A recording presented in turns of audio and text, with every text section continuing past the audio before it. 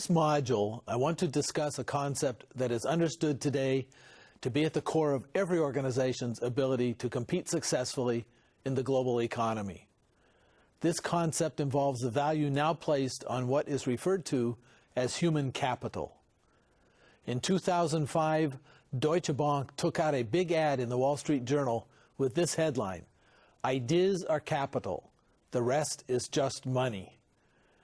It seems like a long time ago, but it has only been since 1991 that the concept of intellectual capital has been written about in the mainstream business press, beginning with a cover article in Fortune magazine by Thomas Stewart.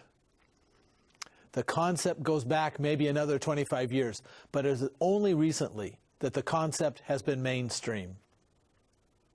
Today we have the balanced scorecard to provide intangible ways, in addition to the traditional tangible accounting ways, to measure a firm's success, such as including placing values on the three sources of human capital: intellectual property, social capital, and organizational capital.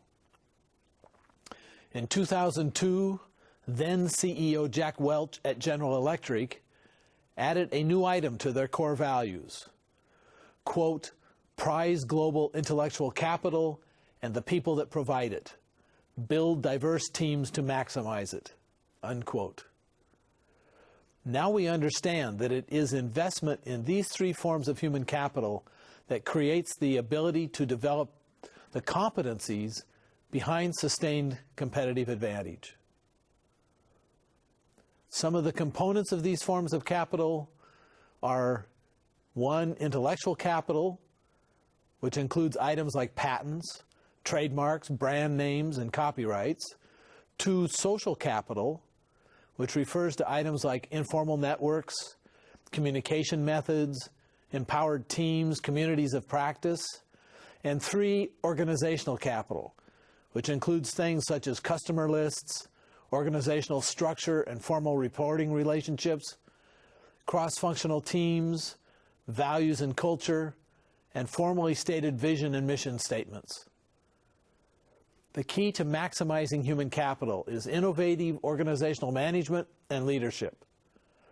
This involves 1, organizational learning, the development of a learning organization and the related process of knowledge management, and 2, the process of what is referred today as talent management, or the efforts involved with getting the human talent into the organization that creates the necessary human capital and managing it in such a way as to ensure its high productivity and its retention.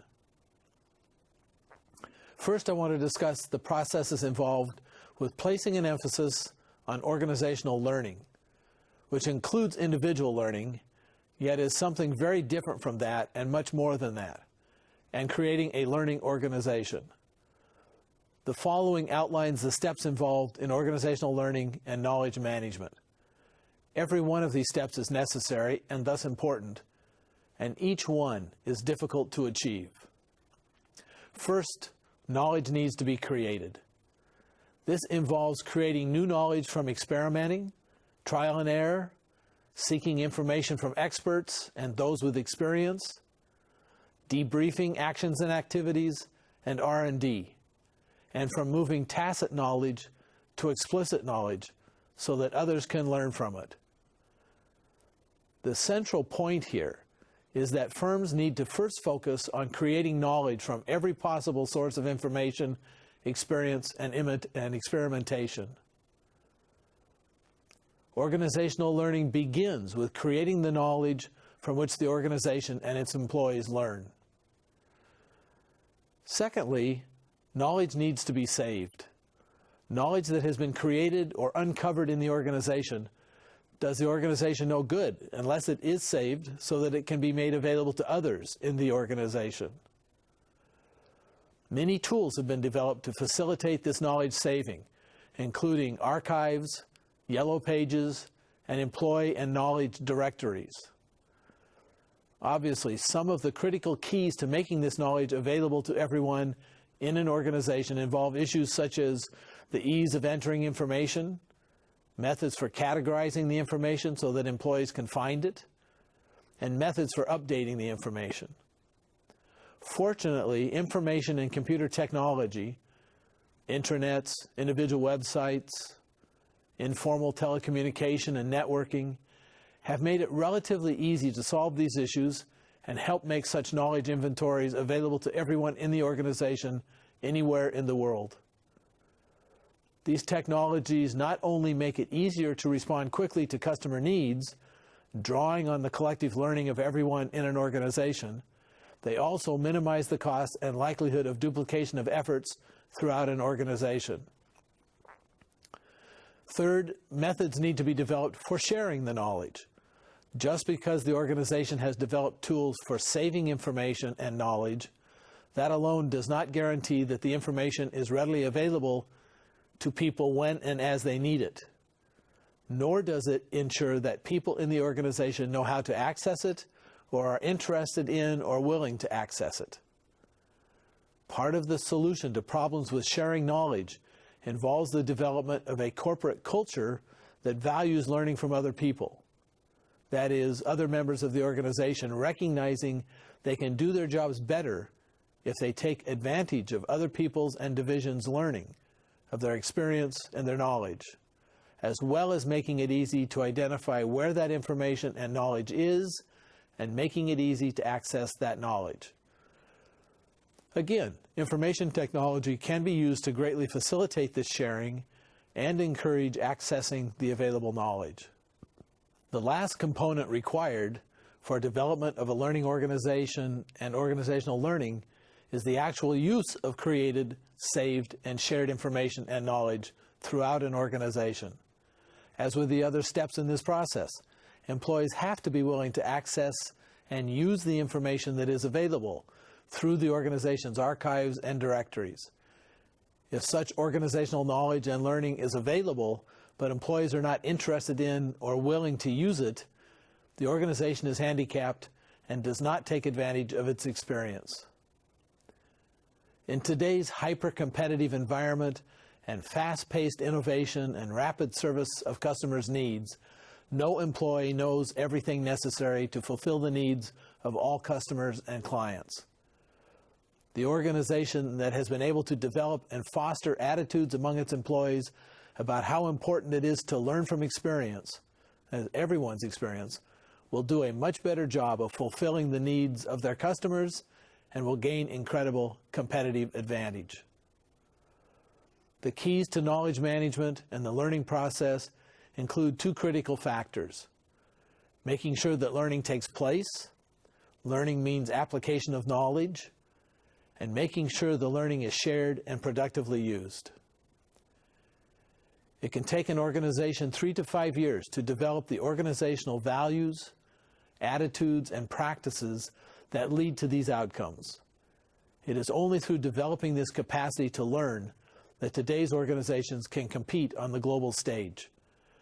As Andy Grove, former CEO of Intel, says, "The ability to learn faster than your competitors is the only sustainable strategic advantage."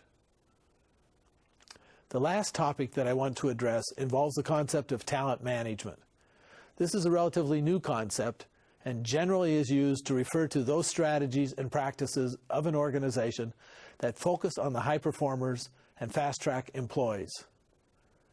But increasingly, given the new focus on and understanding of the importance of human capital to every organization, as was discussed at the beginning of this module, the concept of talent management is being used to concern all those organizational practices that involve all of the employees of the organization.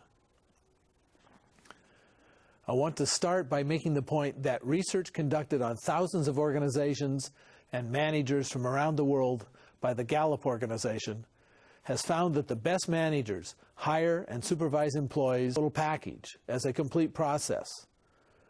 That is, it must include consideration of every step from the first moment when a job candidate first looks at your firm as a potential place to work until the time they leave. Since human capital is the ultimate source of competitive advantage, then talent management needs to be given priority number one for all managers and for the firm as a whole. This means that the firm must develop and sustain a culture that supports a people-first attitude and set of values. It means the firm must articulate and teach a mission that employees not only buy into, but also feel passionate about. There must be policies for individual career growth and development. There must be rewards for doing a great job. And managers must be held responsible for retaining the best employees. The process of talent management includes various key strategies. First, the organization must invest in attracting the best people. It must work to develop a brand image that convinces potential employees that that organization is a highly desirable place to work. All existing employees need to understand they are ambassadors for the firm. Since there is in many countries a shortage of labor, particularly of skilled and well-educated people, the organization needs to develop strategies for identifying both traditional as well as non-traditional job candidates, including people who are referred to as passive candidates, that is, people who currently have jobs and are not actively looking for another job, but might be convinced to move if your organization can offer something that attracts them. Candidates who are not currently in the job market, such as women, retirees, or people with disabilities, and using highly respected people from the community as talent magnets to recommend your organization as a great place to work.